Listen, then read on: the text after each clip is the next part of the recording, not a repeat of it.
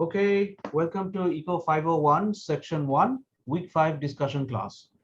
Today we'll discuss two topics. Number one is elasticity of demand, and number two, we'll revisit the three ways that we can ration goods by bypassing the price system. That means the non-price methods of resourcing, allocating resources.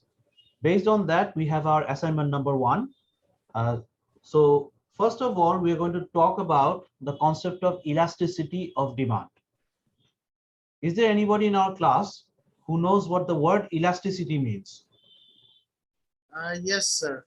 Don't tell me elasticity of demand, but what does elasticity mean? Oh, elasticity is like how much you can stretch something. How much you can stress something. Okay, lovely.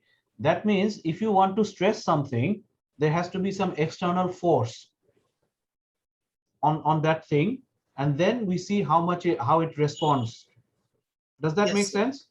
For example, if I take a piece of my hair and I start pulling it, the hair will, up to a certain extent, become a little bit longer.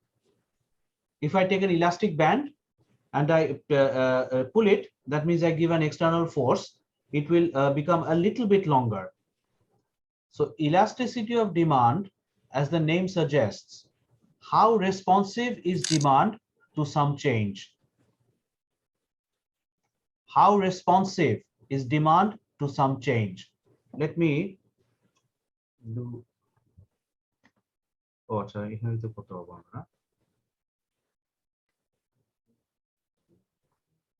So, what can you see the white file? Yes, sir. Yes, sir. Okay, so elasticity of demand,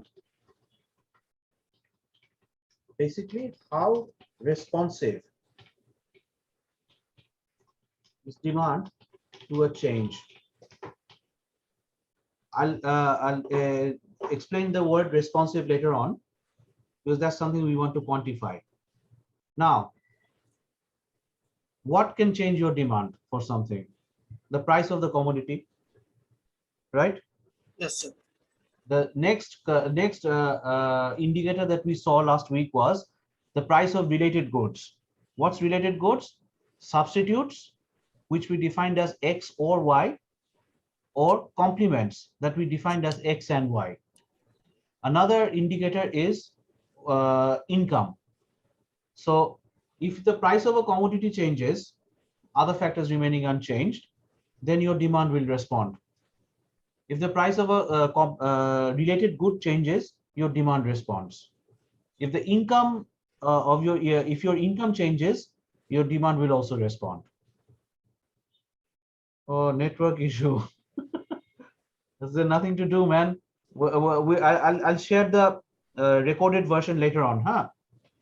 So the law of demand says if the price of commodity rises, the demand will fall, and vice versa.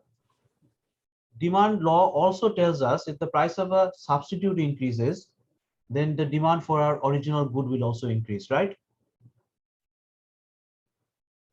Sir, could you repeat that last sentence? If the price of a substitute increases, then the demand for your original good will also increase. Yes, sir. For example, if the original good is a Pepsi, which we defined last week, and your substitute good is a Coca-Cola, if the price of Coca-Cola increases continuously for whatever reason, then the demand for Pepsi will also increase. Yes. So all these are predicted laws. If these changes happen, we can expect that what do you call it? The demand will respond in a particular way. But this, although this is interesting news, this is not practical news. Why? Different goods respond differently to a change. Let's get back to our spreadsheet. The next thing. Where is it?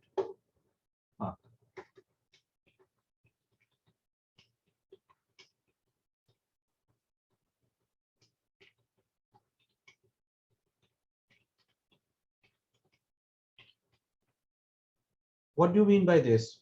Different goods respond differently to a change. say the price of something has increased by 5%. One set of goods is medicine. Another set of goods is designer clothes. So if the price of medicine goes up by 5%, will its demand go that much down, or will it remain unchanged? No, demand will remain unchanged because these are compulsory goods. Compulsory Necessary no, goods. the necessary goods in the sense these are determined by the prescription of a doctor. It has nothing to do with the price of the commodity, right? Your demand for medicine, Yes, sir. is it a function of the price of the medicine, or the function of something else, which is probably your health or what the doctor has advised? Yes, sir. It's like it's doctor's advice. Doctor's advice, correct. So what happens is, in the context of designer clothes, if the price goes up by 5%, you will definitely expect demand to go down by more than 5%. Does that make sense? If the Yes, price, sir. okay, so what we see is that different goods respond differently to a change. We're still not defining what the change is. In this case, it's just price. So elasticity of demand doesn't measure the law of demand.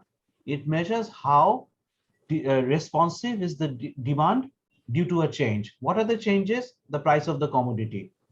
From there, we call it price elasticity of demand. What is another change? Another change is price of related goods.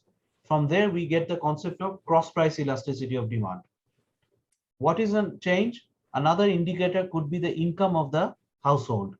From there, we get income elasticity of demand.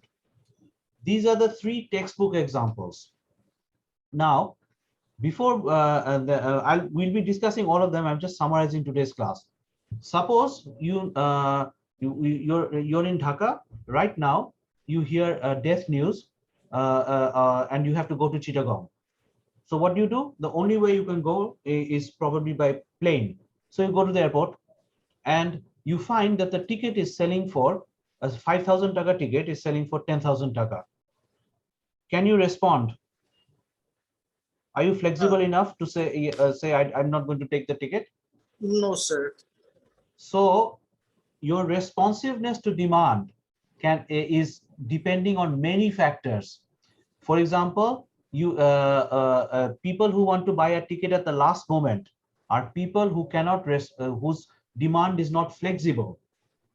People who are buying a ticket 7 days in advance, their demand for the ticket is flexible. So what happens? You will see that if you look at the price chart of say Novo Air, Bangladesh Biman, or say Regent or US Bangla, the four the operators that we have. If you buy 7 days in advance, you see one price. If you buy at the last moment, why is the price higher?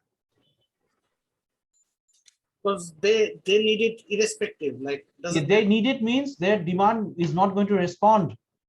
It's not a question of the price, then it's a question of the time. They're asking it for the last moment. So if you say yes at the last moment, that means your demand for that particular commodity is not at all responsive. Doesn't that make sense? Yes, sir. So these are the various indicators of demand that we're elasticity that we're going to look at. So now we go to the sketch sheet again. Okay. What we did was, where is it? So what is elasticity? Why elasticity of demand? As price changes by a unit, quantity demand moves in the opposite direction. This is a law. This is applicable for all goods.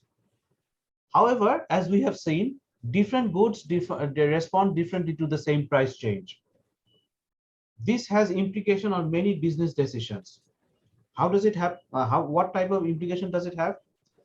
If due to a change, people respond favorably, that means people will buy more. If due to a change, people don't respond favorably, they buy less. So this important information means that if people's demand is flexible, then what is the clever thing to do? Do I reduce the price or increase the price? You should reduce it. Reduce it. Yeah, who said reduce it? Sir, Abul Khair, me. And you keep silent for some time. Let's see what others say. If our It should be demand, increased, I think. sorry, So it should be increased. if it is flexible. Yes, sir. Okay, so you say that if demand is flexible to a price change, if I increase the price, then my revenue will increase because people will buy more. This is what you're trying to say, right? Yes, sir. Okay, then let me give you an example like this. If a designer clothes, give me a brand, say Arong Sharis, they're designer clothes, right? Yes, sir. Okay, so if an Arong sari, say Jamdani, it's selling at say 10,000 taka per sari, and all of a sudden, Arong says that the price has fallen by 10% due to an Eid special.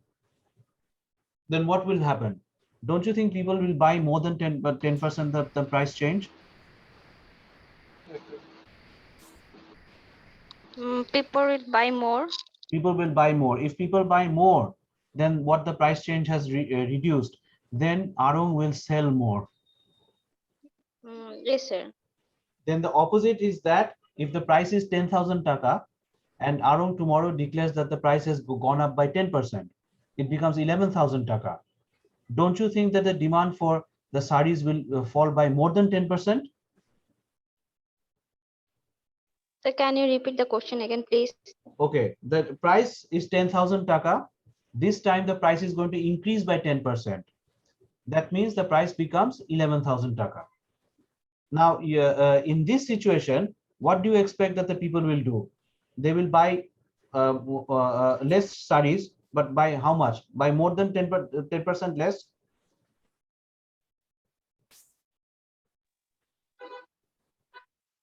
Does that make sense? So it doesn't make sense at all. I think that. Carry on. Hello, sir. The price. I think it doesn't make sense. It's no longer flexible at all because it has increased, and that will reduce the patronage from the customers. Okay. So wait. I think it should reduce, sir. Okay. Okay. Lovely. Then the thing is, the two of you, you are a little bit confused. We'll make your confusion. Okay. Now, look at this example. The example of medicine. Insulin. If the price of insulin increases by 5%, how will its demand respond for a diabetic patient? Which of the four options? Will the diabetic patient reduce his demand because the price has increased? No. Will the what do you call it? There's three things that can happen. Now let me stop it again.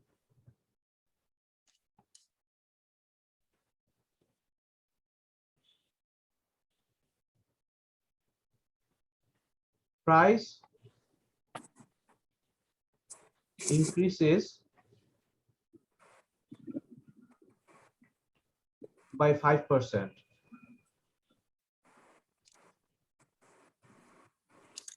How does demand respond?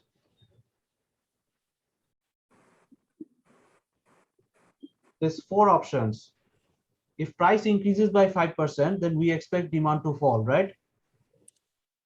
Sir. Yes, sir. But demand can fall in when we are making a comparison. The first change that has happened is that the price has increased by 5%. So the demand can decrease by three ways. Decrease by exactly 5%, decrease by more than 5%, say 6, decrease by less than 5%, say 4%, does not decrease at all. Are there any other ways? Are there any other options other than these four? The price of the insulin has increased by 5%. So how does the demand respond? it can fall by exactly 5%. It can fall by more than 5%. It can fall by less than 5%. The other and final option is that it does not decrease at all, right? It does not Yes, decrease. sir. Okay, so if we see,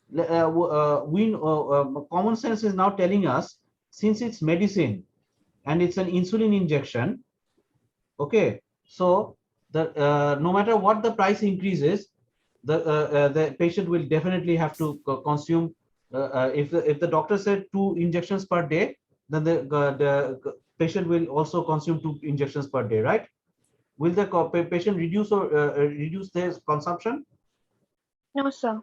Okay, now suppose, let's see what happens if price increases by 5% and our demand responds by more than 5%. Can we say this is responsive? The demand is responding to the price change. If price increases by 5% and our demand decreases by more than 5%, say 6%, can we say that this is responding to price?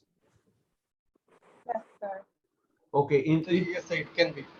okay, if you agree to this, then because of the 5% increase in price, if we find that the demand has fallen by less than 5%, can we now say that it does not respond? Oh, sorry, not does not respond. It also responded. It's also Negative way. No, it will be.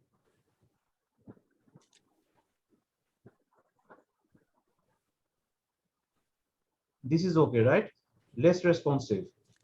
Yes or no? Yes, sir. Okay, now we go for. Where is it? Here it is. So, in the case of our insulin injections, prices increased by 5%. We definitely know that number 4 is the option. Demand does not decrease at all. When we say that demand does not decrease at all, that means demand is not responding at all. It's not neither of the above 3. If we said that it was more than 5%, then we could have said demand is responding to the price change. If we said that it's decreasing by exactly 5%, then we say that it's responding at the same percentage. If it's less than 5%, then we would have said that the demand is less responsive. So option 4 means does not decrease. What will happen to the revenue of the farm if this happens? Will increase. It will remain constant. Mr. Abul Khair, you don't talk. I want the others to talk, okay? Sorry, sir. Okay. No, So so the thing is, if price has increased by 5%, we know that very well the insulin injections will be sold by the same amount. Then what happens to the demand, revenue of the farm? Does it increase or decrease? It will increase again. Okay. So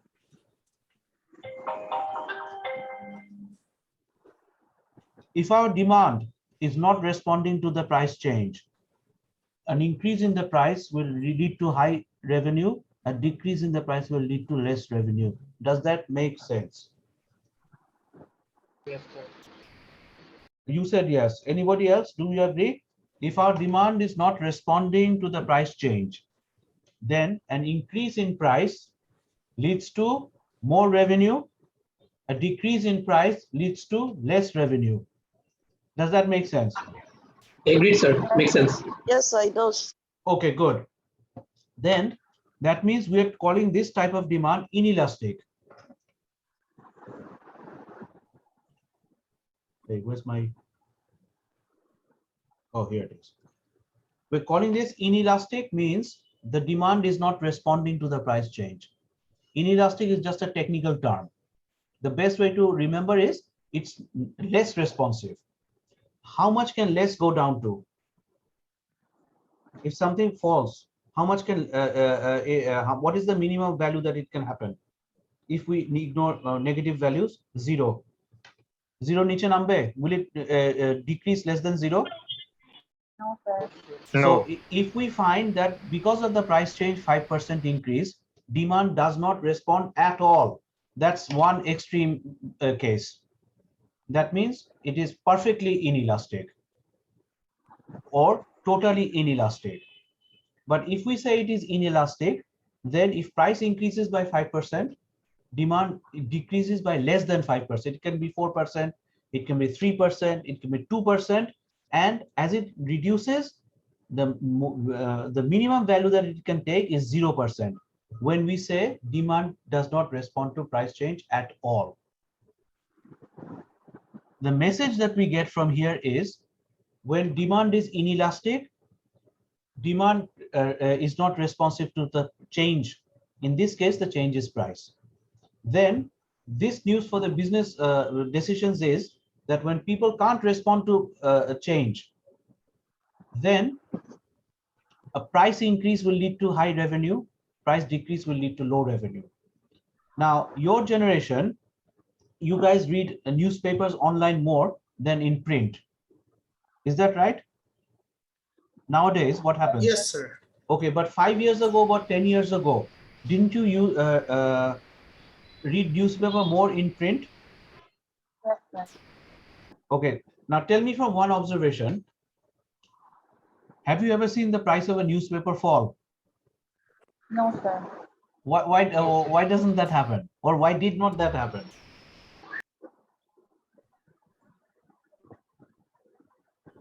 Why didn't it happen? এটা হয়তো ওদের জন্য business success হবে।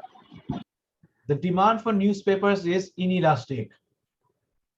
If you like Daily Star, you will even if the price goes up, you will stick to Daily Star. If you like Dhaka Tribune, another top English newspaper, then you will stick to Dhaka Tribune. So what happens, even if Daily Star management or Dhaka Tribune management are not aware of elasticity, they do know from historical experience that if they reduce the price of their newspaper, they are not going to lose too many customers. So what happens, their revenue will fall. If they increase the price of their newspaper, the same thing is going to happen. They're not going to lose too many customers because the demand for the commodity like newspapers, a commodity like cigarettes, a commodity like insulin, a commodity like anything that demand does not respond to is inelastic. So in that case, the price increase will lead to higher revenue, price decrease will lead to lower revenue. Got it now? Yes, sir. So the two ladies who thought that if demand does respond, let's see if we can now convince them otherwise. Another example is when demand is responding, the technical term is elastic demand. So the best way to do is just say that your demand is responding to the price change. Okay. Now, in the case of a high-end mobile, if the price decreases by 5%, how will the demand for respond for households? Think and tell me. Demand will increase more than 5%? Demand will more than 5%. Who said more than 5%? What's the question, sir? If the price of a high-end mobile decreases by 5%, how will its demand respond for households? We're using the same options as before. It will increase by more than 5%, increase by 5%, increase by less than 5%, or does not increase at all.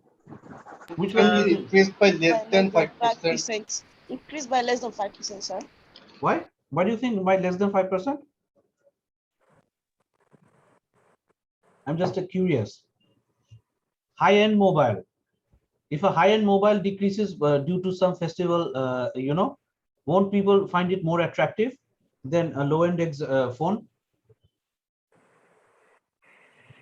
Yes, sir. But Because sir, I guess some people wait for those discounts to buy high-end Lots mobiles. of people wait for those discounts. That's why when, for example, Arom, if they reduce the price of their designer sarees by 10%, people respond much more. They jump for to buy more sarees, right? Yes, it makes sense. Yes. The same thing happens with high-end mobile. If a mobile is normally say 40,000 taka, for some reason they said that it's selling for 30. So what happens? That same configuration, that same specification is now the same price as a 30,000 phone. So isn't that phone more attractive to us now, the high-end one? Yes, sir. Yes, sir. So in that case, now do you understand? So what happens is,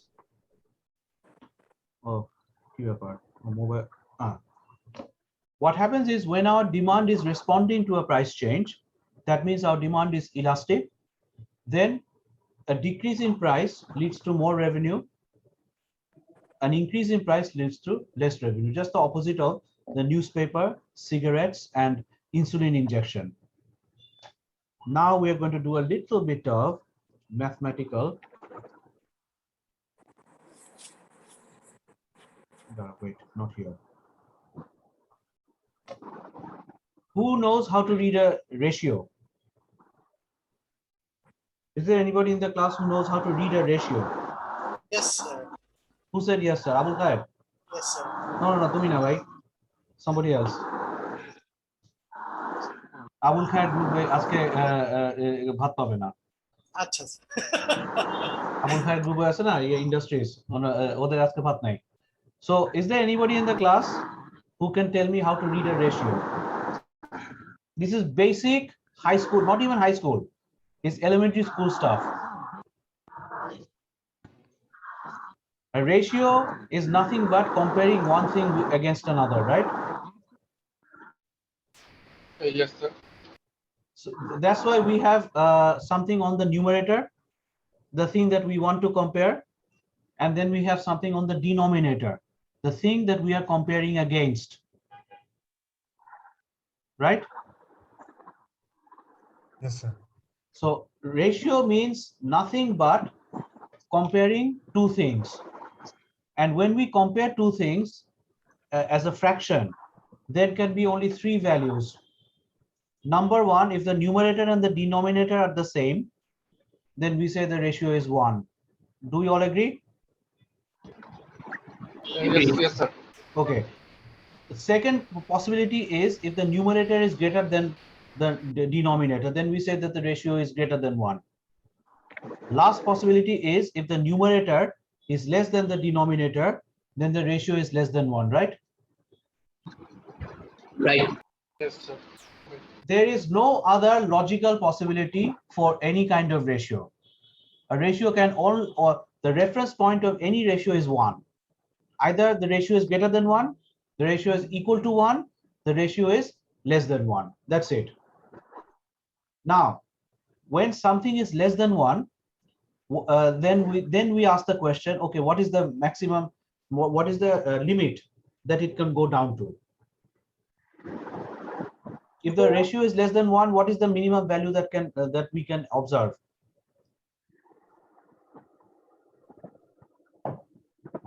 If the ratio is less than 1, what is the minimum value that we can observe? Isn't it 0? If we rule out negative quantities? Is 0, sir. Okay, so on one extreme we have 0. That is if this is 1, so it can less than 1 means it becomes less than 0.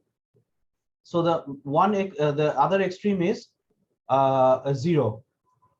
Now the next one is it's greater than 1. So we ask the same question. If it is greater than 1, what is the limit? How large can it become? It can become ratio can become 2, 3, 4, 5, 6, up to something very large. No, infinity we define a little bit later, but it can be very large, right?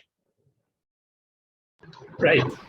So if we see that the ratio is just in reference to 1, less than 1, the limit is it can go down to 0, not more than 0. Greater than 1, it can go up to infinity, but infinity is just it's a theoretical number. Let's call infinity something very large. Okay, so now we are going to define this concept with some, hey, here it is.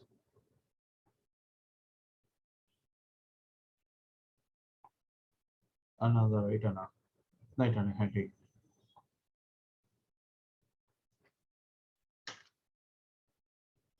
elasticity of demand is equal to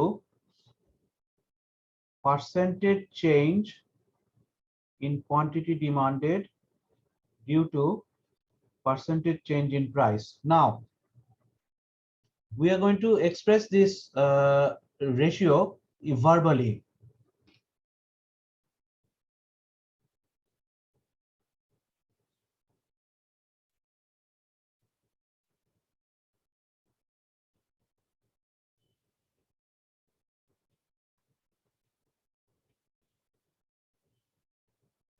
Those of you who have a good mathematical background, this is not for you. Those of you who are not familiar or confident with mathematics, can we express this ratio like this verbally? How does the quantity demand respond to price change?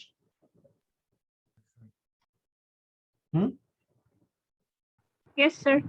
Okay, in that case, price increases or decreases by 5%.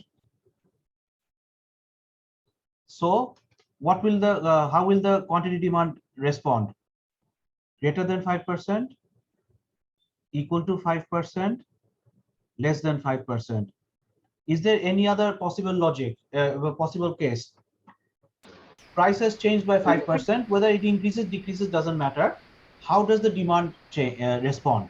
It will be either more than 5%, equal to 5%, less than 5%. Is there any other logic, any other possibility? Because we have said when we compare a ratio, the reference number is 1. So if the price has increased by 5%, quantity demanded can increase only by more than 5%, equal to 5%, less than 5%. Is there any other logical possibility? No, sir. Okay, so if that is the case, then for greater than 5%, we say that it's elastic. That means responsive. We'll just say this one later. For less than 5%, we say inelastic. That means less responsive. And this is a case that we will never say. We say that unit elastic, okay? Why do we say unit? Unit is another number, another way to define the number 1. Is that okay? Sir, is that actually proportionally increase or decrease, something like that? In the same proportion, yes. This is a mathematical possibility, but in the real world, actually what happens when a price changes, demand is either responsive or not responsive. Okay, that equal to 5% is just a theoretical possibility, and it will definitely change in proportionality in the opposite direction. Okay. Okay, so what have we got? If elasticity of demand is equal to percentage change in quantity demanded by percentage change in price, greater than 1, elastic, responsive, less than 1, inelastic, less responsive. So if it goes up, if it carries on becoming larger, how large can it become? Very large, right? So can we say this verbally, that the demand is highly responsive to the price change? If it goes on to become greater than 1, we say that it's more and more responsive to the price change. So if the elasticity of demand is very large, can we say that the demand responds highly to the price change? Can we say that? Yes. Yes, sir. Okay. Similarly, if the elasticity of demand is less than 1, we say that it's inelastic. So what is the extreme case in this case? 0. It will be 0. Does not respond at all. Does not respond at all. We call this perfectly inelastic.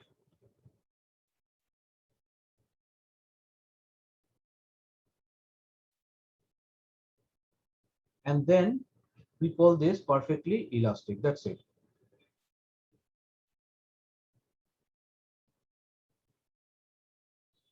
Okay, shall I go to the new page?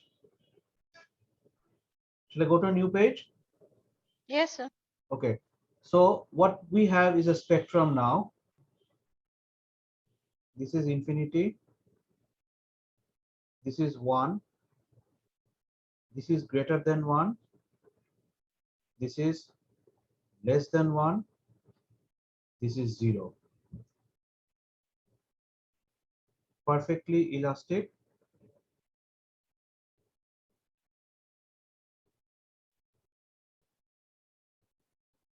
Perfectly inelastic.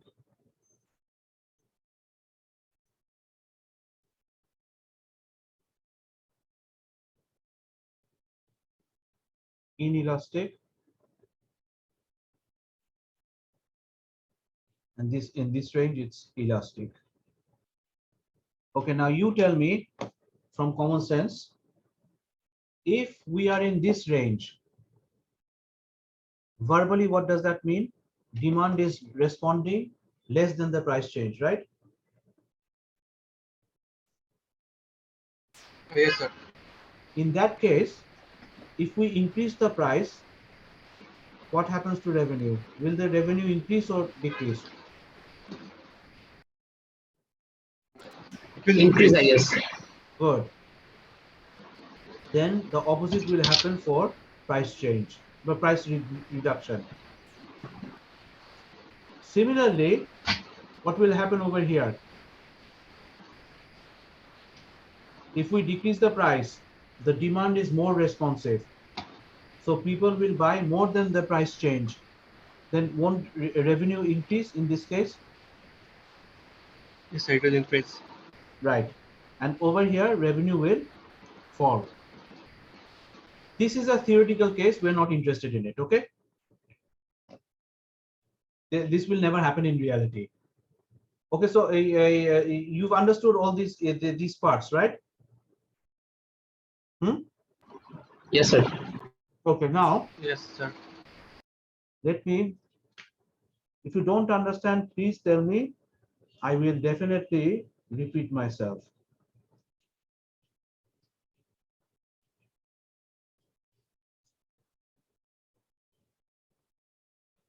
When can this happen?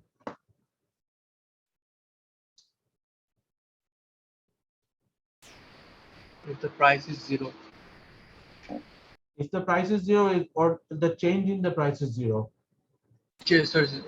Change. Okay, who said price is 0? What's your name? Sir, me. Sir, Rusho. Rusho. Okay, Rusho. Now you look at the formula and you tell me, is it when the price is 0 or the change in the price is 0? Sir, changing the price. Correct. So when the change in the price is 0, then only will this relationship be possible, right? How can Yes, sir. how can that happen? Can it ever happen? I think. It will happen. Don't worry.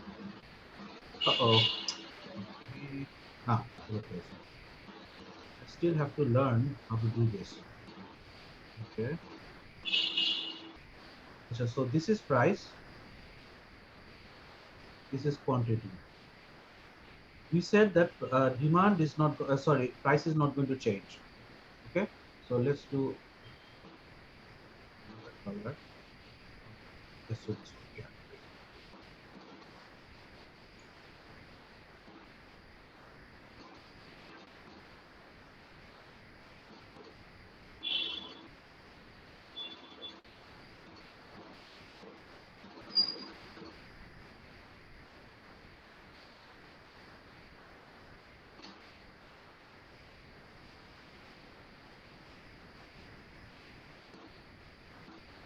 So shouldn't it be horizontal line for this example?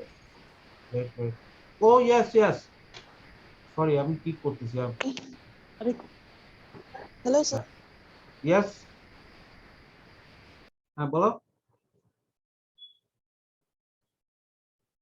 Now we go back to this one. Huh?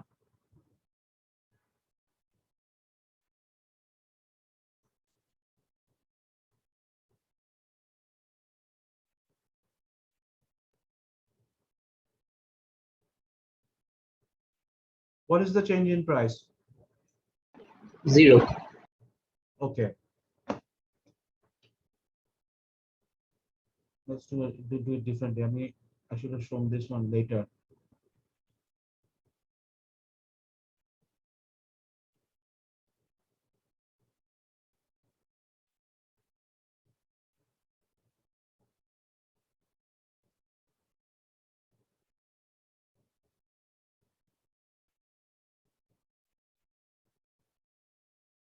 Okay, this is one price. This is another price.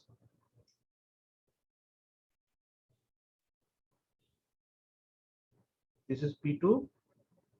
Against P2, you have Q1, you have Q2. Now, this is change in price. This is change in quantity, right? Does anybody have any problem with this? No, sir. No, sir. Okay, now we have defined elasticity of demand as percentage change in quantity divided by percentage change in price. Which one is larger? The percentage change in demand. Okay, so if the percentage change in demand is larger, that means percentage change in price is smaller. What happens to the ratio? Is it greater than 1 or Greater than 1. greater than 1? Okay, so if it becomes more and more flat, if this line becomes more and more flat, okay, let's make another flat line with the same price change.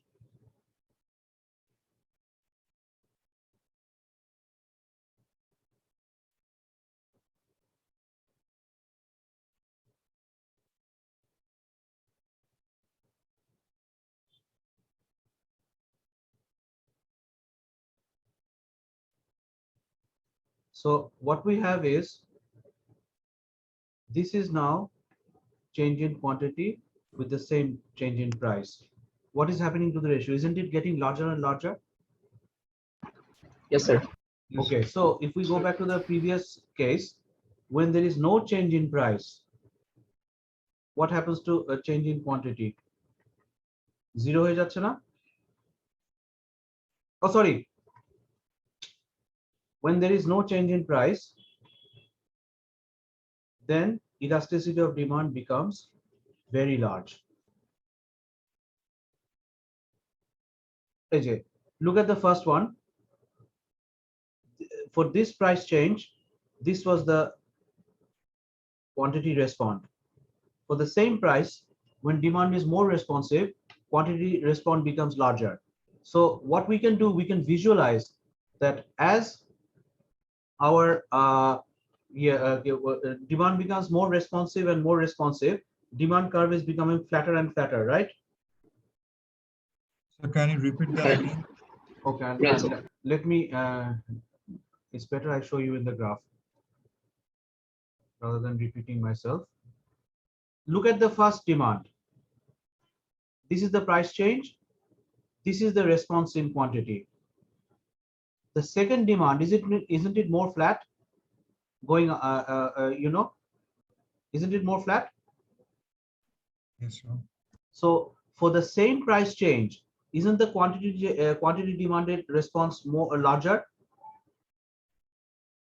The person who asked for to repeat. Yes, sir. Okay, if that's the case, then what happens? This thing becomes larger, right? Because the Yes. price change is the same in both cases. In the first case, the response was smaller. In the second case, the response was larger. So what happens to the ratio? Isn't the ratio becoming larger? Yes, sir. Yes, yeah, the person who Yes, asked. sir. So and now you're convinced. The person who asked me this question. Yes, sir. Okay. So, yeah, where's the slides now? So now you look at price elasticity of demand, in page number 73. Elasticity is nothing but a ratio of percentage change in quantity demanded. That means on the numerator we have as a percentage change in quantity demanded, and on the denominator we have the percentage change in price. Okay, so and we have also said that in any ratio,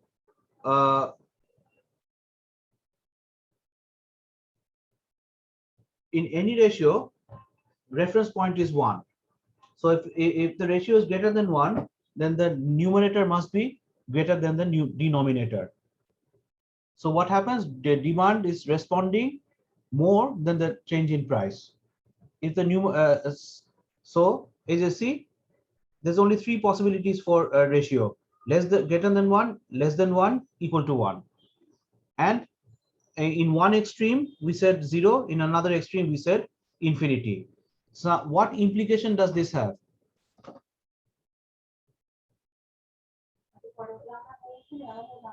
Acha. So what happens is, if the price increases by 1%, if it is responding to demand, won't the demand decrease by more than 1%?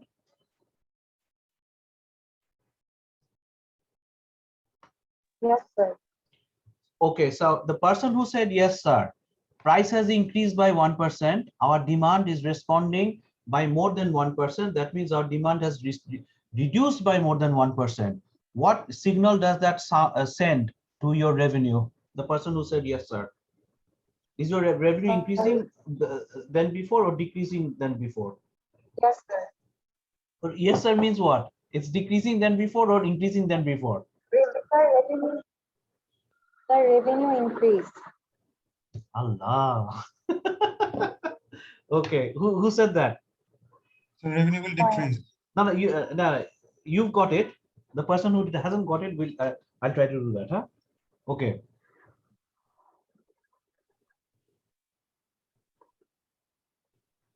ঘাবড়ানো কিছু নাই. It's just common sense now. Demand is elastic. That means elasticity of demand, percentage change in quantity divided percentage change in price is greater than 1. The person who said increase, we agree to this one, right? Okay, sir. Okay. Now what we said, if price increased by 1%, say this is 1%, demand falls by more than 1%. So more than 1% will be like this. Okay, this is quantity demand change, this is price change. What will happen to revenue? Will it increase than before or decrease than before? Bolo. Now you tell me. Price has increased by 1%. The demand has responded by more than 1%. That means, say 2%. People are buying less. Revenue will decrease. Okay, so the person who said that it will increase, now do you understand where your confusion was? Yes, sir. Actually, Okay. first time, sir, আমি প্রশ্নটা বুঝতে পারিনি। Oh, no problem. Not everybody is going to understand something in the first go.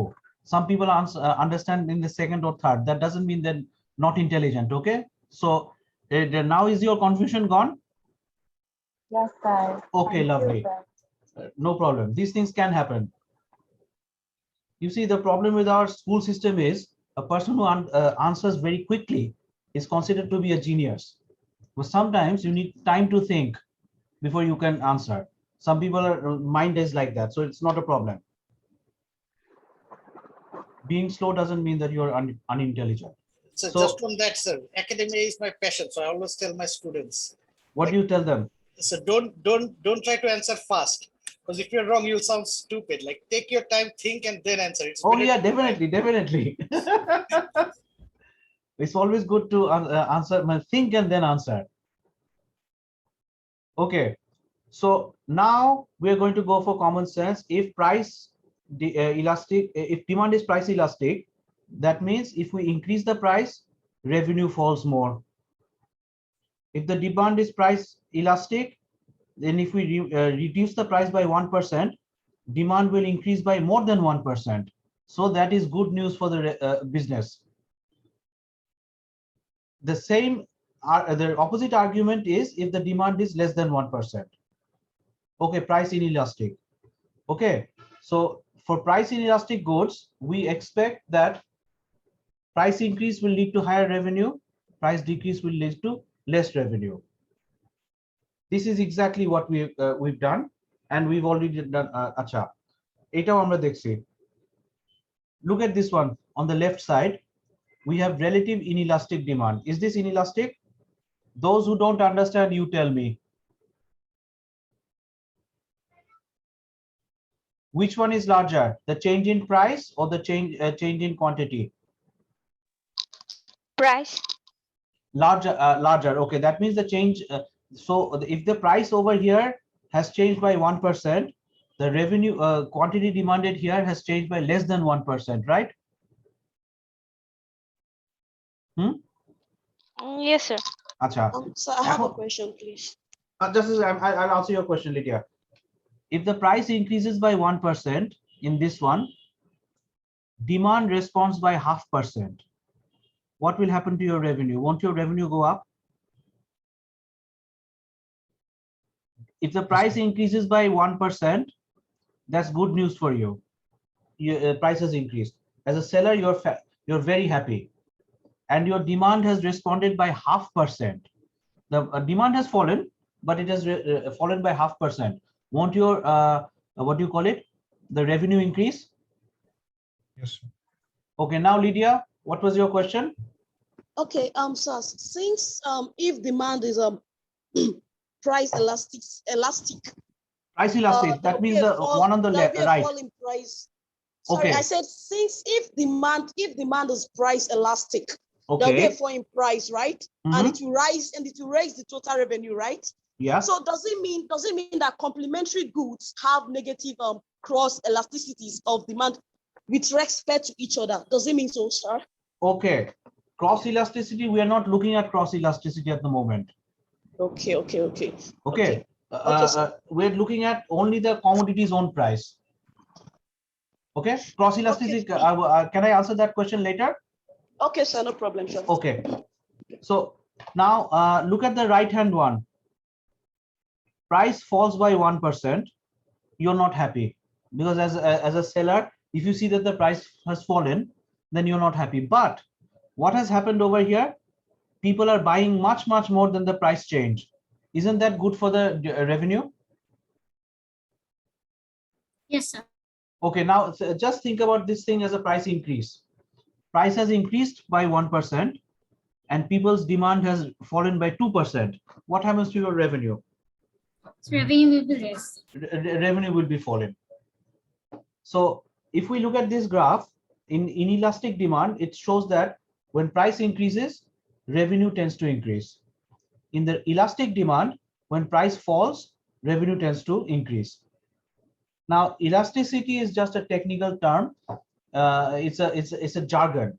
But the best way to understand is, by elasticity, we mean, is it responding? If something responds, price decrease is definitely the policy variable. If demand is not responding, price increase is the policy variable. So what we have is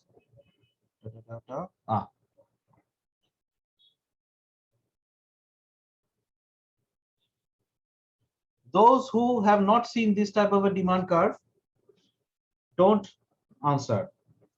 Is this responding to the price change? When price is P1, demand is Q. When price is P2, demand is still Q. When price is P3, demand is still Q. Is it responding to price change at all? No, sir. No, sir. So that means this is perfectly inelastic. So if you are selling insulin, which has nothing to do with the price, if your doctor says that there's a very famous very example I used to give when Wasim Akram used to play. Do you know that Wasim Akram is a serious diabetic patient? The cricketer Wasim Akram? Yes, sir. And later on, he started making ad as well for that. Yeah. So what happened is, many years ago, at least 15 years ago, when I used to teach this, Wasim Akram was still playing. So I used to show that, okay, Wasim Akram is in Pakistan, his home country, and he goes to UK. Oh no, he goes to Australia because he's married to an Australian lady. He goes to visit his in-laws. And over there, the price of the insulin is double than that his home country. So the price has increased. Will Wasim Akram reduce his consumption of insulin injections every day? No, sir. No way. So this is this is how I used to explain inelastic demand, that in his home country in Pakistan, the price is P1. So he goes to UK or Australia, whatever, and the price goes up. Does his demand fall according to the law of demand? No. This is case of not responding at all. That means perfectly inelastic. Okay. All right. All right. So Yeah. Okay. Now, there's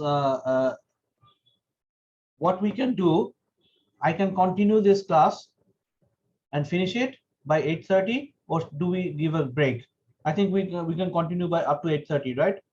Yes, sir. I think that will be better, because actually I heard a death news right now. One of my aunts. Now she was very old, so I'll have to contact somebody very quickly. Okay, let's. Sir, if you want, we can take a break. You can contact him and then carry on with the class. No. If I contact now, I'll have to contact two of my cousins. They'll be crying like hell. Their mother died. So yeah, death is something we all have to experience. Something that, I'll tell you a story about death later on. Just remind me. It's about Gautam Buddha. Anyhow, so we said that demand, if it responds, it's elastic in demand due to the price change. If it doesn't respond, then, or less responsive, it's inelastic. Now, price is not the only variable that influences demand. Demand can be influenced by 101 reasons. Sir, how is demand influencing? How does demand carry on? Can you repeat the question? Yeah, so how is demand influence the increase where? Yeah, increase in productivity. In what? As per electricity. Oh, acha. I'm coming to that now. I'm coming to factors other than price. Oh, okay, sir. Okay, now Lydia, you asked about cross price, yes, sir. cross prices, right? Exactly. Okay, now Exactly, sir. now look at the now I'm going to answer your question. Now we are moving away from how demand responds to something other than the price of the commodity, which is actually the reality. If substitutes are very easily available,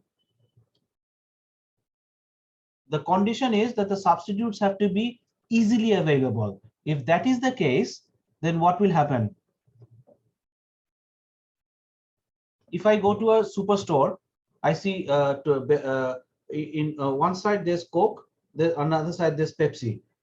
I just can take my hand out and take any one of the two. If I see Pepsi is selling at a lower price than Coke, won't my demand for what do you call it, Pepsi, go up?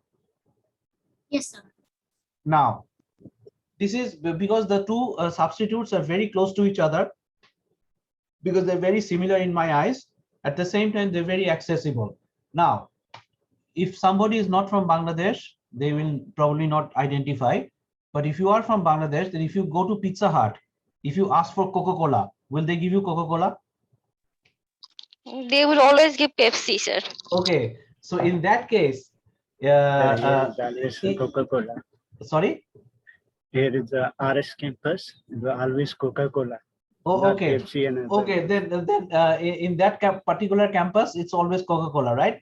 If you go Yes, to sir. Pizza Hut in Bangladesh, Yeah. the first day I went with my child, she was I think two at that time. I asked for Coke, and the lady told me that there's no Coke, it's only Pepsi. And then I said, okay, then give me then get me some chilled water. I don't need to drink Pepsi. And so in that case, although Pepsi and Coke are highly close to each other, can I switch my demand just like that if I'm in Pizza Hut? Yeah, I think so. No, you can't do that. The Coke is not available in Pizza Hut. In the Superstore, it is. In front of my eyes, both of them are available. Both of them are accessible. Yeah. Okay, so if I see that the price of one has increased, I will definitely, and if I'm not choosy, I will definitely go for the cheaper one. But if I was in a place like Pizza Hut in Bangladesh, if I ask for a soft drink, they're going to give me a Pepsi Cola company's drink. So, but I won't get Coca-Cola. So the thing is, now to answer Lydia's question, Sure, sir. how easily available are the substitutes? So easily, when we use the word easily available, it can be in any context, right? Yes, sir. So I've just given you an example. When you go to a superstore, Pepsi and Coke, both are available, easily available. So if you see the price of one has increased, you just jump to the other one. This is cross price elasticity, as you have mentioned, right? Yes, sir. Okay, but if you go to say what do you call it, Pizza Hut in Bangladesh, if you see that the price of Pepsi is a little bit more than what you like, your demand can't switch that easily. It can't respond because no matter how close Coca-Cola is as a substitute, it's not easily available anymore, right? Right. Yes, sir. In that case, what happens if the sellers of Pizza Hut increase the price of Pepsi by 10% or 15%, will that affect your demand? No. It won't. Let me give you another example now. Everybody, no matter where we live, we have a neighborhood grocery store, right? Right. A neighborhood grocery store, things are a little bit more expensive than the superstore, right? Sometimes. So in superstore, it's more expensive than the local grocery chain. Acha, I have you've seen, no? No, sir. It's actually because No, not everything. Not, for example, if you want to buy exactly, sir. On average, local stores are for more some expensive. store. For example, if your local store is selling bananas, if your local store is selling, say, a little bit of sugar or this will definitely be more expensive than the superstore, right? Yes, sir. Mostly, Because- there can be exceptions, but the superstore, but the local grocery store, it will be selling things a little bit more expensive. Now, how can they get away by that? Because of the geographical location. You know very well that the same sugar sells 2 taka less or 5 taka less, say in a grocery shop, say down the road. But you can't go to that grocery shop at 9 o'clock or 10 o'clock. So what do? Can your demand respond? Can your demand respond? Yes, sir. It can't. So Chance. Yeah, unchanged. so what happens is we come back to that same thing.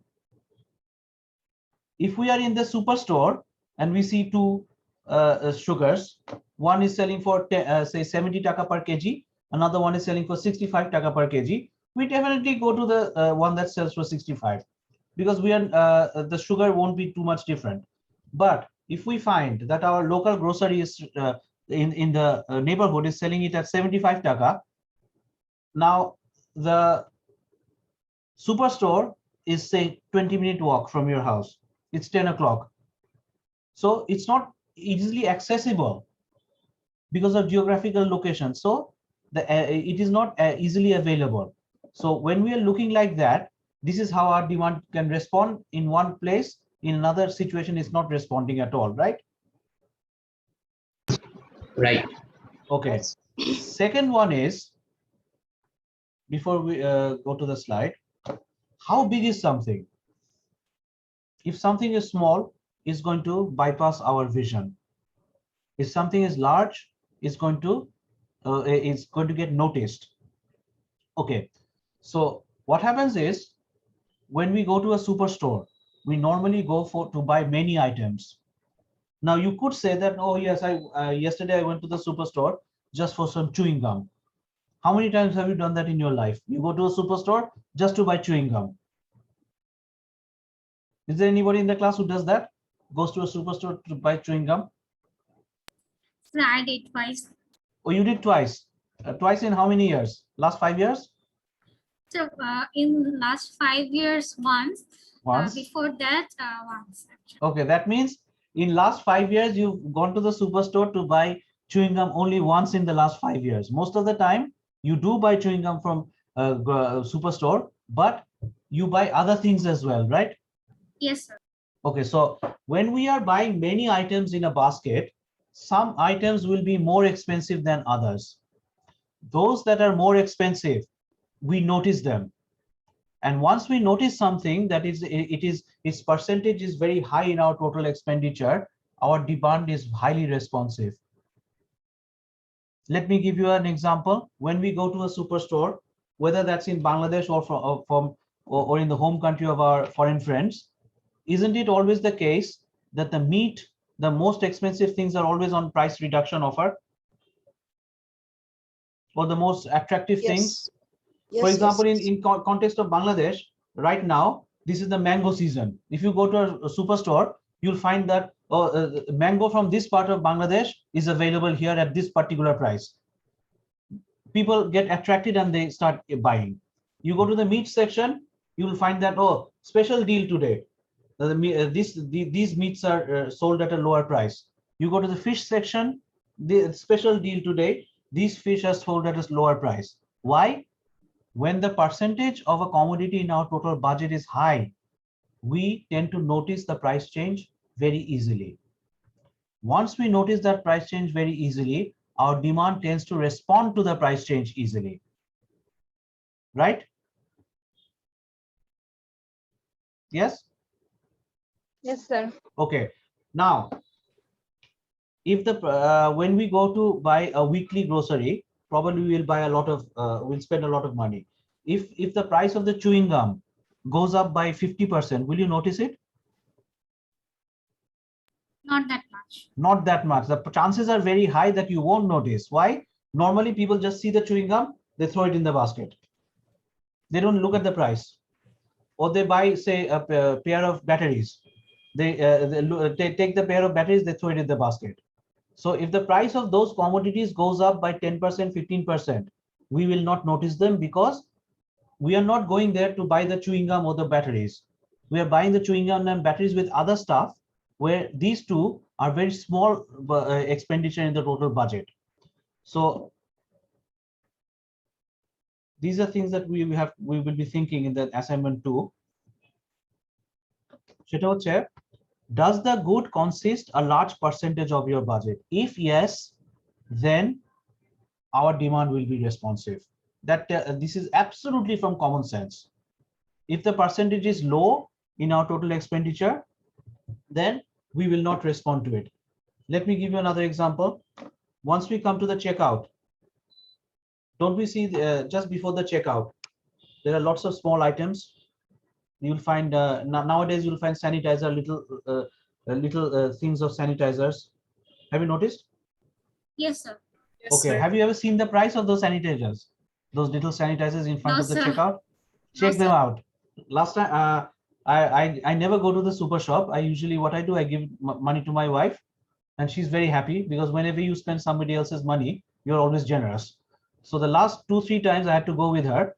So I just went and looked at one of this is a cheap one of those sanitizers. I think it was Savlon company. My God, this little thing was selling for 145 taka. Now, normally people will never look at the price of that sanitizer. But do you see at the checkout, they're selling meat and other expensive stuff? No, sir. Why not? For 2 reasons. Number one, you have finished your grocery, you will probably not buy meat. You have already bought it.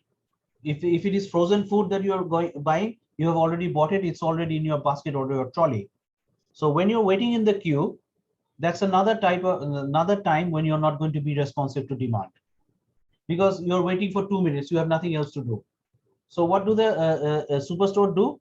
They tempt you with small items, batteries, small sanitizers, then maybe tissues, those liquid tissues to wipe your face. Wet wipes. Wet wipes. You'll find that these very small items are in front of the checkout, because they constitute a small percentage in your total budget, and that's why you won't notice them. You just take them to pass time and you throw it in the basket, right? So Yes, sir. second argument is, if the good is a big percentage in our total expenditure, then we respond, otherwise we don't. Positioning the good. What does this mean? Positioning means how attractive or less attractive is the good in the eyes of the consumer. Is there anybody in this class who has a little child? Sir, I have. Yes, sir. I have, sir. Okay, great. Can your child walk? Yes, sir. Great. When you take your child to the grocery, Yes, sir. to the superstore, where is the chocolate? Isn't the chocolate at the height of the child's eyes? Have you ever Yes, seen the sir. chocolates on the top At her rack? same height, sir. Same height. Why? Because Protect them.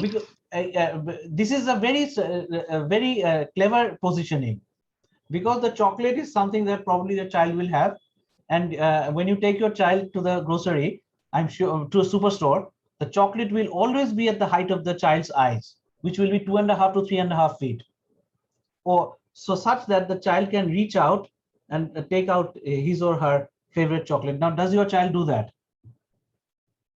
Yes, sir. Okay, Obviously, sir. but definitely, yeah, my daughter used to do that as well. Now I have to do that for her because she doesn't go to the shop anymore. So the thing is, how do we position the good? We can position it physically. We can also position it non-physically. Let me give you another example. When we close our eyes, if we think about a beautiful sunset or a beautiful sunrise, where do you see the sun? To the left of the horizon, middle of the horizon, or right of the horizon? Middle. Mostly, if we just ask everybody, just close your eyes and think about a beautiful sunset or a beautiful sunrise, depending on which side the sea is. Where do we see the sun? Don't we see the sun 99 out of 100 times in the middle? Yes, sir. Yes, sir. Okay, now why am I saying this? This is a behavioral matter. Ladies, when you go to the superstore again, where do you find the most expensive perfumes? Isn't it always in the middle of the rack, horizontally? Yes, sir. Achha, who Yes, said sir. yes, sir? Sir, me. Me means Samina. Sir. Okay, you have noticed that, right? Sir, I do buy a lot of perfumes. Like, I'm crazy about perfumes. And you can be crazy about perfume. There's nothing wrong in it. But have you noticed that the more expensive ones are always in the middle? Yes, sir. I have noticed that actually. So because this is a very our innate behavior, that whenever we close our eyes, we look at we think if we dream about a nice sunset or sunrise, the sun will 99 out of 100 times be in the middle of the horizon. So if we go, so the logic why I'm saying this is, how do we position a good? Okay, so this is how is the good perceived in the eyes of the consumer. Now we can also influence this, like, for example, Saqib Al Hasan is doing an ad. I don't watch television. What's the latest ad that Saqib Al Hasan is doing at the moment? So GPH Ishpat something. Ispat, okay.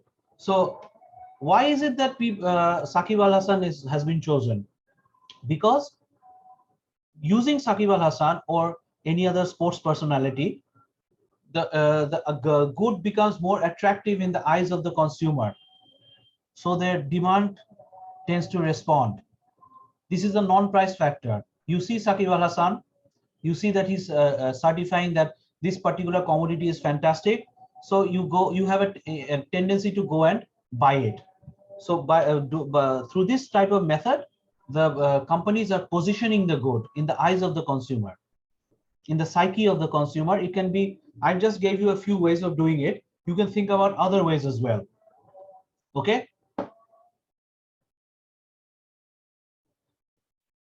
Acha. Here's another non-price factor.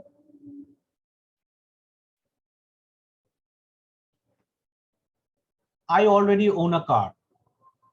Okay, the car I have bought is say 3 years old or 4 years old. Now, in the next budget, the Bangladesh government declares that those who buy solar cell batteried car will can buy the car at half the price of a petrol or octane car. Can I adjust my consumption just like that? I already have a car.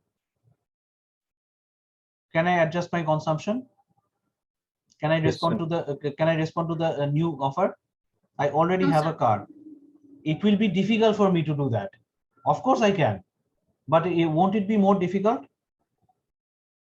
I already have a car that runs on petrol or octane, whatever, and then the government declares that okay, we want to become eco-friendly, climate-friendly, etc., and we are going to introduce battery cars like Tesla of Elon Musk. Okay, and what we are going to do, we are going to offer them at a special offer, etc. In that case, if I already have a car, I will need more time to adjust until I have to sell the car, or I have to wait for the car to become, the depreciation rate has gone very high, then I can respond. So if I have time to adjust, my demand will be in one way less responsive. No, sorry, more responsive. If I don't have time to adjust, won't my demand be less responsive? If I don't have time to adjust, my demand will be less responsive. If I have time to adjust, my demand will be more responsive. Let me give you the example, which I have already. I have to go to Chittagong right now. I can't adjust to the time. So what do? I pay double the price of the plane ticket. If I could buy this ticket 7 days in advance, I had time to adjust. So my demand was more responsive to the price change, right? Yes. Look, if I don't have time to respond, then my demand must be inelastic, less responsive. If I have time to respond, my demand must be elastic. The example that we cited in today's class is what do you call it? We did it for the plane ticket when you buy at the last moment. You can think about something else. Now, Sir, yes. so what is the concept of the elastic and adjustment of the Adjustment? Yeah. Okay. Adjustment means if you can adjust very easily, then you are more flexible in your demand. Do you agree with this? Yeah. Okay. If you find it difficult to adjust, you are less flexible in your demand. Do you agree with this? Yes, sir. Okay. So when you are more flexible, your demand must be elastic, because we said that flexibility is related to the term elastic. When you are less flexible, then your demand must be inelastic. Got it? Yes, sir, got it. Okay, so now the thing is, when we are talking about that adjustment, how is this adjustment happening? It could be due to time. You have to go to Chittagong right now, or are you from outside Bangladesh? Sir, Dhaka. No. You're from Dhaka. Yes, sir. Or Sabar, my, oh, Sabar my, area. no, that's one. Are you a Bangladeshi or you're one of No, our foreign I'm friends? Pakistan. Okay, you're from Pakistan. Great. Now, for some reason, you have to go home. Where in Pakistan do you live? District Umar Code, Sindh province. Oh, you're from Sindh. Okay, Yes. you're from the land of Shahbaz Kalandar, huh? Yes, Okay. sir. So if you have to go home right now, that means you cannot adjust your decision. So if you go to the airport and you find that the ticket is selling for 20% more, will you argue? Will you argue? If you go and see at the, Yes, sir. you won't argue. You'll just buy the ticket and go home. Yeah. So the thing is, the adjustment can be in many ways. For example, we gave the example of Pizza Hut. Yes, Yes, sir. I know very well. Coke is a very close example, a substitute to Pepsi, which they serve. But I can't take Coke. So if the Pepsi is sold at 15% more, I can't respond my demand to the product. If the price of the water is also sold at say 15% more, I can't go outside and buy another company's water and come and drink it. So adjustment is due to various factors. If we can adjust, our demand is responsive, it is elastic. If we cannot adjust due to that particular variable, our demand is less responsive, it's inelastic. Is it clear now? Yes, sir. Okay, lovely. Thank you. Okay, this one. Oh, okay, এটা আচ্ছা তাহলে আমি এখন একটা কাজ করি. Let me go back. How many of you have seen the assignment today? Yes, sir. I see. You've seen it, okay? আর বাকিরা কেউ দেখেছে? Yes, sir. Anybody? And I have seen it. Okay, lovely. আসসালামু আলাইকুম sir. ওয়ালাইকুম সালাম। Sir আমি ফাতিমা আক্তার বলছিলাম sir, ভালো আছেন স্যার? ও তুমি আসতে পারছো শেষ পর্যন্ত? জি স্যার। স্যার আচ্ছা। আমি আপনার এতে ফেসবুক ইয়েতে স্যার জয়েন হতে পারছিলাম না স্যার, আপনাকে আমি রিকোয়েস্ট পাঠিয়েছি স্যার। হ্যাঁ, আমি তোমাকে রিকোয়েস্টে এটাও পাঠাইছি তোমার মেসেঞ্জার ইনবক্সে, please give me your ID.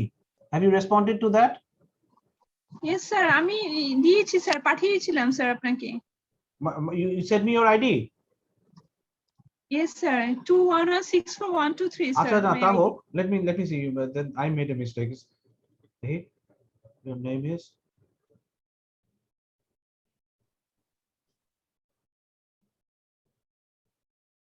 ও না আমি পাইনি তো। Over here is Sujana Islam, Humaira Kobir, আর একটা হচ্ছে Rahat Hossain Khan.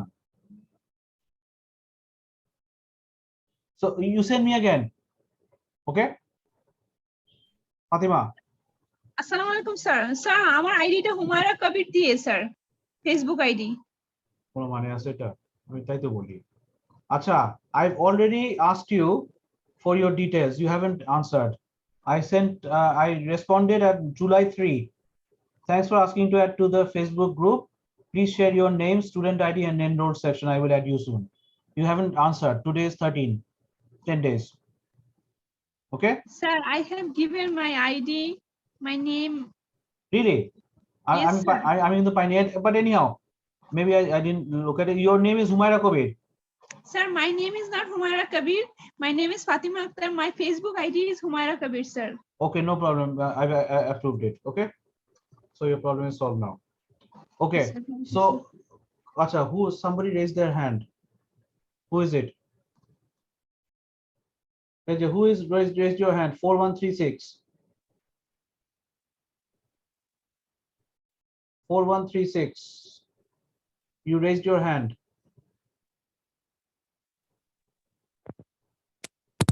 Huh? Somebody raised their hand. They'll answer later. Okay, let me do one thing. Where was I? Where's the assignment? Let me put it on.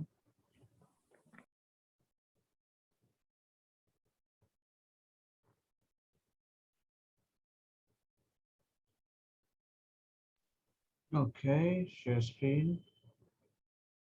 Here it is. Okay, everybody, this is the part that you need to look at very carefully. Acha, your Eid vacation starts on the 19th. Okay.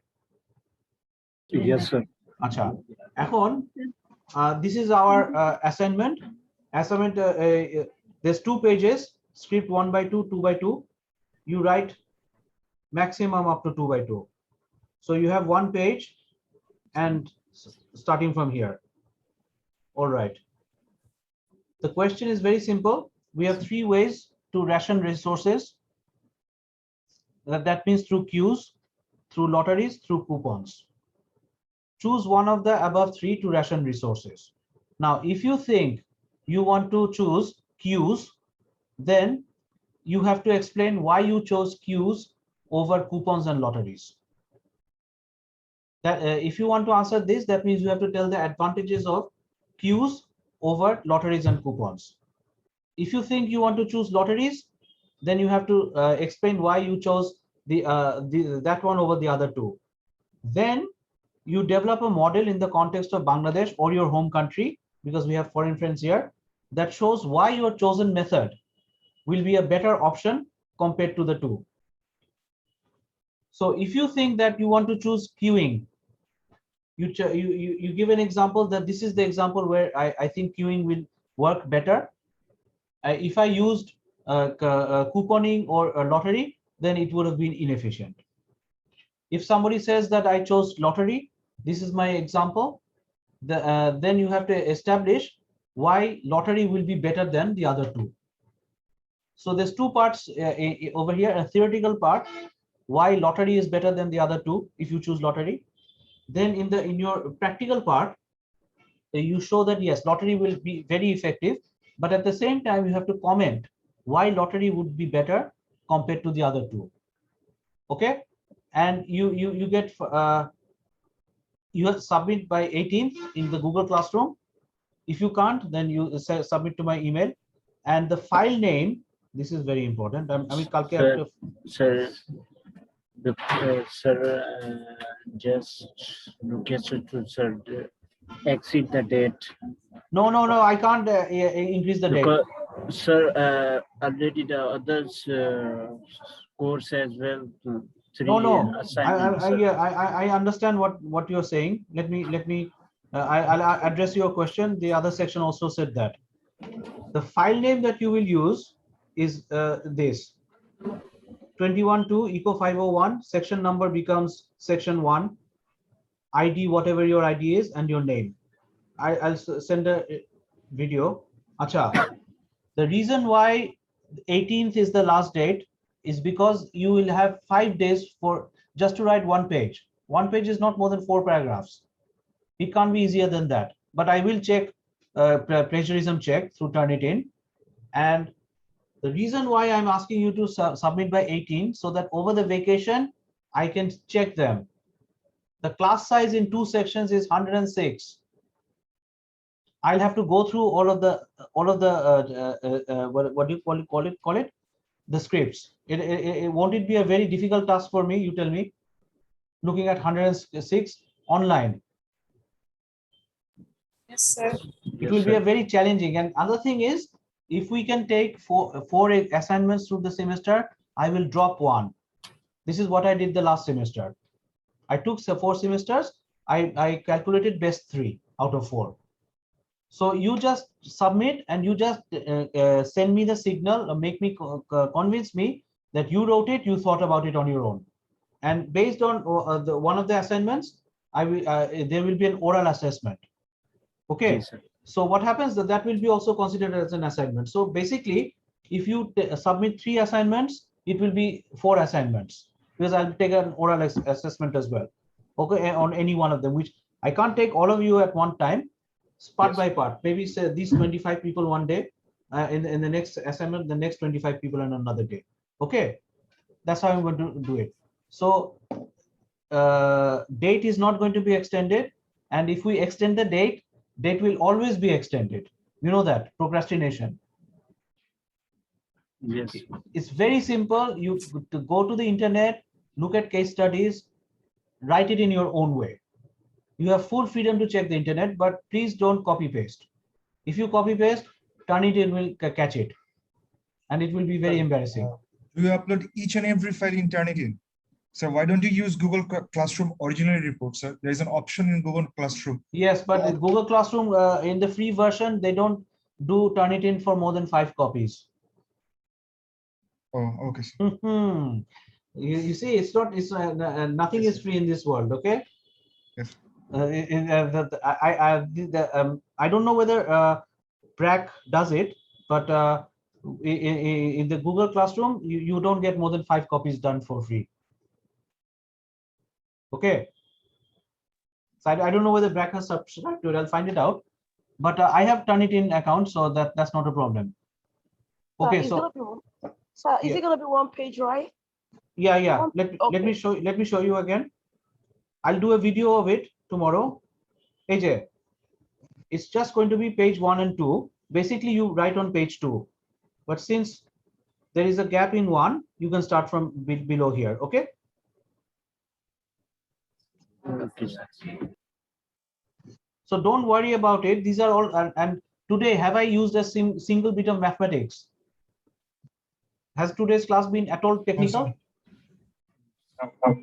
It's been totally common sense. I'm intentionally trying to stay away from all technicality, because online you can't express technical things as you can in a face-to-face class. This is the problem I had last semester. I tried to do it technically, then I found out that it's a disaster. Okay, so you guys go through it, and tomorrow I'll do a proper video on it. Okay. Sir. Yes. Sir, in Google Classroom, sir, I can't join in Google Classroom, sir. Okay, you can't. Actually, you tried a lot. Did you try with your Brack suite or your personal email? Sir, personal email. Personal. To the best of my knowledge, some people have said that they used the Brack G Suite. Do you have G Suite email? No, sir. That's a problem. But one of the students in the last section, he told me that he joined the classroom without using a Brack ID. Okay. Yes, sir, I can't. Okay, now I'll look at it today. I'll look at it, and I'll see whether I can send you an invite to join. Okay, I'll check how many people have joined, and then I'll send an invite out. Okay. Thank you, sir. Thank you very much, sir. Well, it'll be time consuming, but there's no other option to do. Okay, Thank so you, can we Sir, stop? Yes. I have a question about assignment, sir. Sir, can I attach any kind of picture or any kind of graph? You can, but within that space. Okay, sir. Okay, sir. Okay, sir. Thank you, sir. Okay. And try to do the graph on your own, because Turnitin can detect graphs as well. It's a very clever artificial intelligence. Sir, what will be the file name? File name, I'm going to send a video tomorrow morning. Over there, I'll explain in detail. Okay. Okay, sir. Thank you. Sir, a question. Okay, carry on. Sir, এটা কি sir download করে দেন answer করে দেন কি upload করব ওটা? হ্যাঁ, definitely. It's available in the Google Classroom. It's also available in the Facebook group. You download it there and you write it on your own, but you have to change the file name, because otherwise I'll have to check each and every file. Okay, sir. But so that I know that this script belongs to this section, this particular person. Okay. Sir. Okay, sir. Sir question base অ্যাসাইনমেন্টে যেমন একটা ছিল যে আমি এখানে যদি লটারিটাকে যদি choose করে থাকি, তাহলে দেখা যাচ্ছে যে আমি যদি লটারি নিয়ে রিসার্চ করতে যাই, তো আমি লটারি বেসিকে দেখা যাচ্ছে যে বিগত 10 বছর বা 5 বছরের একটা ফান্ডামেন্টাল একটা গ্রাফ আমরা নিউজ পেপার থেকে বের করে থাকি। তো সেই ক্ষেত্রে যদি আমি একটা পারসেপশন যদি নিয়ে যাই এবং একটা রেজাল্টে যদি যাই ওই গ্রাফটাকে 10 বছরের একটা গ্রাফে নিয়ে আসতে চাই, তো সেই ক্ষেত্রে তো স্যার আমাকে ওটা হ্যান্ডমেড তৈরি করতে হবে। আদারওয়াইজ স্যার আমি যদি ওটা যদি নেটের থ্রুতে যদি কোথা থেকে পেয়ে থাকি, তাহলে কি আমি সেটা ডিরেক্টলি অ্যাটাচ করতে পারবো কিনা? If you attach it directly from the net, you have to acknowledge the source. Okay, sir. In that case, it's not a problem. Okay, sir. But that means আমাকে মানে সোর্সটা আমাকে ওখানে First of all, you have to acknowledge the source, because there's no such thing as original knowledge now. Is there any accepted percentage of Plagiarism. Plagiarism percentage is, for example, I wanted to know. if somebody has submitted 6 paragraphs, okay? Yes, sir. If the report shows that 3.5 of the paragraphs are copy pasted, then it's not acceptable. Yes, sir. If somebody has the problem is this is not a proper assignment in the sense that you're not submitting 15-20 pages. You'll be submitting 1 page and 1 paragraph maximum. So if in this area you submit say 6 paragraphs and 3.5 or 4 of them are copy pasted, then that will definitely be penalized. Okay, so I can't give a percentage like that, but when I give back the report, I will be giving back the report with the Turnitin report. Okay. So you will see what the percentage is. Okay. All right. Yeah. Okay. Any other questions from anybody? I'll do a video tomorrow morning. I'll send it in the Facebook group.